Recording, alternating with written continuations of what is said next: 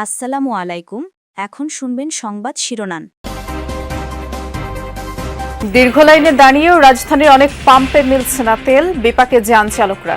আবার চালান এলে স্বাভাবিক হবে পরিস্থিতি। মানসিক স্বাস্থ্য হাসপাতালে মন্ত্রী প্রতিমন্ত্রীর ঝটিকা সফর।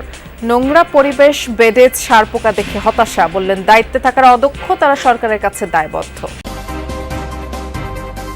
প্রতিকূলতা কাটিয়ে এগিয়ে যাচ্ছে বাংলাদেশের নারী। সহিংসতা রুখে দেওয়ার পাশাপাশি প্রয়োজন প্রথাগত দৃষ্টিভঙ্গির পরিবর্তন। ইরানের জ্বালানি স্থাপনাগুলো মার্কিন ইসরায়েলি হামলার লক্ষ্য, পাল্টা জবাবে পিছিয়ে নেয় তেহরানও। যুদ্ধের বিরুদ্ধে লন্ডন তেল আবিবে বিক্ষোভ। আসসালামু আলাইকুম। এতক্ষণ দেখছিলেন সংবাদ শিরোনাম, এখন দেখবেন বিস্তারিত। রাজধানীর বেশিরভাগ ফিলিং স্টেশনে জ্বালানি তেল নেই। গত কয়েকদিন ধরে হঠাৎ করে তেলের চাহিদা বেড়ে যাওয়ায় অনেক পাম্পেই মজুদ শেষ হয়ে গেছে। সকাল থেকে রাজধানীর বিভিন্ন এলাকায় পেট্রোল, অকটেন, ডিজেল পেতে অনেককেই এক পাম্প থেকে আরেক পাম্পে ঘুরতে হয়েছে। এতে করে ভোগান্তিতে পড়েছেন অফিসগামী চালক সহ সাধারণ মানুষ। চালকদের অভিযোগ, কিছু অসাধু লোক বাড়তি তেল সংগ্রহ করে খোলা বাজারে বিক্রি করছেন। অনেকেই সম্ভাব্য সংকটের আশঙ্কায় প্রয়োজনের তুলনায় বেশি তেল মজুত করায় পরিস্থিতি আরও জটিল হয়ে উঠেছে। এদিকে সংশ্লিষ্টরা বলছেন, গুজব অতিরিক্ত চাহিদার কারণে এই পরিস্থিতি। পাম্পগুলোতে জ্বালানি তেলের নতুন চালান আসতে নির্ধারিত পরিমাণে জ্বালানি তেল দেয়া হবে। কোথাও তেল পাচ্ছে না, সব জায়গায় বলে বন্ধ। আর ডিপুর যে গাড়ি আছে তেলের, ওরা বলতেছে ডিপুতেই তেল নেই, আপনাকে তেল করতে দেবে। গভর্নমেন্ট তো বলতেছে যে সংকট, মানে এতটা ক্রাইসিস না, কিন্তু পাম্পগুলো তো কোনো তেলই দিচ্ছে না। আমার চাহিদা আছে এখন আপনি 12,000 13,000 লিটার আমি ডেলি বেচতে পারবো। সেই ক্ষেত্রে আমি তেল পাইতেছি কত 9,000 লিটার। তা আমি আর 3,000 লিটার ঘাটতি কীভাবে পুরাবো? আর কিছু কিছু মোটর সাইকেল আছে, ওরা তেল লোড করে নিয়ে বাসা রেখে আবার আসছে, ওই তেলটা ঘাটতি পড়ে গেল না। রাজধানীর বেশিরভাগ পাম্পগুলোতে একই রকম চিত্র, একই রকম অবস্থা, যেখানে 2 থেকে 3 কিলোমিটার করে দীর্ঘ যানবাহনের সারি অপেক্ষমান, যারা এই জ্বালানি তেলের জন্য অপেক্ষায় রয়েছেন। এখানেও ঠিক একই রকম দেখতে পাচ্ছেন যে একদিকে রয়েছে মোটরসাইকেল, যারা 2 লিটার করে রেশনিং পদ্ধতিতে আজকে জ্বালানি তেল পাচ্ছেন। এছাড়া প্রাইভেট কার যেগুলো রয়েছে তারা 10 লিটার করে, ইতিমধ্যেই যে মিটারটি রয়েছে সেখানে নির্ধারণ করে দেওয়া রয়েছে 10 লিটারের বেশি প্রাইভেট কার পাবে না এবং 2 লিটারের বেশি মোটরসাইকেলগুলো পাবে না। এর চেয়ে একটু বড় গাড়ি, অর্থাৎ এসইউভি যেগুলো 7 সিটার রয়েছে, সেই গাড়িগুলোর জন্য 25 লিটার পর্যন্ত জ্বালানি তেল বরাদ্দ রয়েছে। আমরা একটু কথা বলতে চাই এই পাম্পের ম্যানেজার যিনি রয়েছেন তার সঙ্গে। এখানে সহকারী ম্যানেজার, আপনার জানতে চাচ্ছিলাম যে আমরা দেখছিলাম এখান থেকে শুরু করে প্রায় 3-4 কিলোমিটার দীর্ঘ লাইন যানবাহনের, এই সকল যানবাহন কি জ্বালানি তেল পাবে কিনা আপনাদের পর্যন্ত? ইনশাআল্লাহ পাবে ভাই, কোনো অসুবিধা নেই, আমরা যতক্ষণ ওপেন আছি আমরা তেল দিচ্ছি। জাতীয় মানসিক হাসপাতাল পরিদর্শন করেছেন স্বাস্থ্যমন্ত্রী সরদার মোহাম্মদ সাখাওয়াত হোসেন। সকালে রাজধানীর জাতীয় মানসিক স্বাস্থ্য হাসপাতাল আকস্মিক পরিদর্শন করেন তিনি। এ সময় হাসপাতালের নানা অনিয়ম তার চোখে পড়ে। জাতীয় মানসিক হাসপাতালের নোংরা বিছানা, তেলাপোকা, ছারপোকা, স্বাস্থ্যকর পরিবেশ পর্যবেক্ষণ করে স্বাস্থ্যমন্ত্রী বলেন, এখানে যিনি সরকারের কাছে দায়বদ্ধ আছেন তিনি তার সঠিকভাবে দায়িত্ব পালন করতে পারছেন না।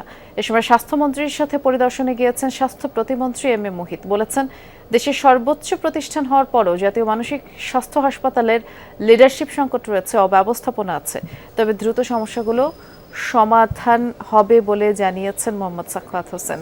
আরও বলেছেন, এই হাসপাতালকে অন্য সকল হাসপাতালের চেয়ে একটু বেশি মানবিক হতে হবে। খাবারের মান, কলার সাইজ খুবই ছোট, এটা হওয়া উচিত না। এই মান, এটা আমরা দেখতেছি অনেক উন্নতি করার মতো স্পেস রয়েছে।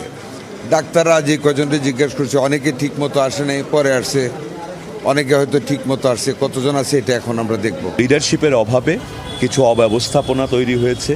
আমরা উপরতলায় দেখেছি রোগীদের ইনডোরে ব্যবস্থাটা গ্রহণযোগ্য পর্যায়ে নাই, সেটার ব্যাপারে আমরা দ্রুত ব্যবস্থা গ্রহণ করতে বলেছি। সোহরাওয়ার্দী হাসপাতালে দালালরা রোগীদের সাথে অনেক ধরনের প্রতারণা করে থাকে, যে অভিযোগটা অনেক পুরনো, এবং সেই দালালদের ধরতেই কিন্তু র্যাবের এই অভিযান, নির্বাহী ম্যাজিস্ট্রেটের নেতৃত্বে সকালবেলায় এই অভিযানটি শুরু হয়। এবং আমরা দেখতে পাচ্ছি হাসপাতালের সক্রিয় বেশ কয়েকজন দালালকে এরই মধ্যে র্যাবের সদস্যরা আটক করেছে। তাদের নাম ঠিকানা সংগ্রহ কিন্তু করছে। এখানে মহিলা দালালও আছে, যারা প্রায় সময় রোগীদেরকে ভাগিয়ে নিয়ে নিম্নমানের হাসপাতালে নানান ধরনের প্রলোভন দেখিয়ে তাদের সাথে প্রতারণা করে থাকে এবং সেই অভিযোগেই কিন্তু দালালদেরকে আটকের কাজ প্রক্রিয়াটা কিন্তু এখনও চলছে। এখানে র্যাবের নির্বাহী ম্যাজিস্ট্রেট আছে এবং এখানে নারী আছেন, দুজন নারী, তাদেরকেও কিন্তু দালাল সন্দেহে র্যাবের এই সদস্যরা তাদেরকেও কিন্তু আটক করেছে। যুগের পর যুগ পেরোলেও বা প্রজন্মের পরিবর্তন ঘটলেও নারীর অবস্থানে আর বদল আসেনি। ধর্ষণ, হয়রানি ক্রমাগত বেড়েই চলেছে। চলতি বছরের প্রথম 3 মাসেই দেশে ধর্ষণ হত্যার সংখ্যা 500 ছাড়িয়েছে। রাতের অন্ধকারে যে ভয় তাড়া করে বেড়ায়, রৌদ্রোজ্জ্বল দিনেও সে আতঙ্ক আর ঢাকা পড়ে না। কন্যা সন্তান যাদের ঘরে, আতঙ্কের দিন কাটছে সেসব বাবারও। আর পুত্র সন্তানের অভিভাবকরাও বলছেন শৈশব থেকেই ছেলেকে শেখাবেন নারীকে সম্মান দেওয়ার বিষয়টি, তাহলে যদি ভবিষ্যৎ পরিবর্তিত হয়। ড্যানিয়েল আর সিয়াম ক্লাসে যাওয়ার পথে মাঝে মাঝে ক্ষণিকের যাত্রা বিরতি দেয় এখানে। কোলাহলে পূর্ণ শহর আর বাস্তবিকতার সব ভার কিছুক্ষণের জন্য ভুলে একটু শান্তির খোঁজ। আচ্ছা, দিনের আলো ফুরলেও কি শহরটিকে ভয় করে চলে তারা? আমি রাতের বেলা যখন বের হই, চুরি, ডাকাতি, ছিনতাই, এছাড়া কিশোর গ্যাংয়ের দৈরত্ব বিষয় সম্পর্কেও আমি সচেতন থেকে বের হতে হয়। ছিনতাই এটাই আসলে মূল বিষয়। একই মানসিক তৃপ্তির খোঁজে এই জায়গাটিতে বসে ইশরাত। ড্যানিয়েল আর সিয়ামের মতো দিনের আলোয় একা বসলেও আর চোখের চাহনিতে বিদ্ধ হয় তার প্রতিটি মুহূর্ত। সূর্য ঢলে পড়লে নানান শঙ্কার সঙ্গে যুক্ত হয় অতিরিক্ত আরও একটি ভয়, আর এই ভয় শুধুই তার পরিচয়ের জন্য। ছিনতাই, ডাকাতি এই ধরনের অনেক চিন্তা থাকেই, তবে একজন নারী হিসেবে আমার আরেকটা এক্সট্রা চিন্তার বিষয় রয়েছে, সেটা হচ্ছে ইফটিজিং আর হ্যারাসমেন্ট। অবশ্য শঙ্কাহীন শৈশবে এসবের কোনো কিছুরই আঁচ লাগেনি ছোট্ট এই প্রাণে। ইরানের কমপক্ষে 30টি জ্বালানি স্থাপনা লক্ষ্য করে অভিযান চালিয়েছে ইসরায়েল। তেহরানের দক্ষিণ পূর্ব ও পশ্চিমাঞ্চলে তেল ডিপোগুলো লক্ষ্য করে এসব হামলা চালানো হয়। রাজধানী তেহরান সহ বেশ কয়েকটি এলাকায় রাতভর ব্যাপক বোমা বর্ষণ করে মার্কিন ইসরায়েলি বাহিনী।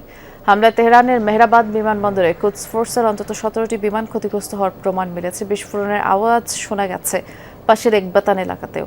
ক্ষতিগ্রস্ত সামরিক স্থাপনা সহ বেশ কয়েকটি গুরুত্বপূর্ণ অবকাঠামো। তেহরানে বোমা বিস্ফোরণ থেকে একটি অ্যাম্বুলেন্সে আগুন ধরে যায়। মানবাধিকার সংস্থা রেড ক্রিসেন্টের দাবি, এরই মাঝে ইরানের 6,500-এর বেশি বেসামরিক স্থাপনায় হামলা চালিয়েছে মার্কিন ইসরায়েল যৌথ বাহিনী। ইরানে চলমান যুক্তরাষ্ট্র ইসরায়েলের অভিযানের বিরুদ্ধে ব্যাপক প্রতিবাদ সমাবেশ হয়েছে তেল আবিবে।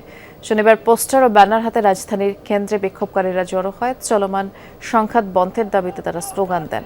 বিক্ষোভে সব শ্রেণী পেশার মানুষ যোগ দেয়। এক পর্যায়ে নিরাপত্তা বাহিনীর সাথে আন্দোলনকারীদের সংঘর্ষ হয়। বিক্ষোভকারীদের ছত্রভঙ্গের চেষ্টা করলে হাতাহাতি শুরু হয় ধাক্কাধাক্কি এবং ধরপাকড়ের শিকার হন কয়েকজন। ইরানের যৌথ অভিযানের প্রতিবাদে বিশাল বিক্ষোভ সমাবেশ হয়েছে যুক্তরাজ্যের লন্ডনে। ইরান ও লেবাননে হামলা বন্ধের দাবিতে পোস্টার ব্যানার হাতে ওয়েস্টমিনিস্টার অ্যাবেতে বিক্ষোভকারীরা নামে। যুদ্ধবিরোধী ফিলিস্তিনপন্থী বিভিন্ন গোষ্ঠী ও মানবাধিকার সংগঠনের ডাকে বিক্ষোভে নামে মানুষ। মিছিল নিয়ে মার্কিন দূতাবাসের সামনে যায় বিক্ষোভকারীরা।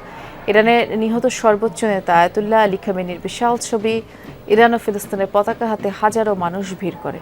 এ সময় ইরানে চালানো সামরিক অভিযানকে অবৈধ আখ্যা দিয়ে প্রতিবাদ জানায় বিক্ষোভকারীরা।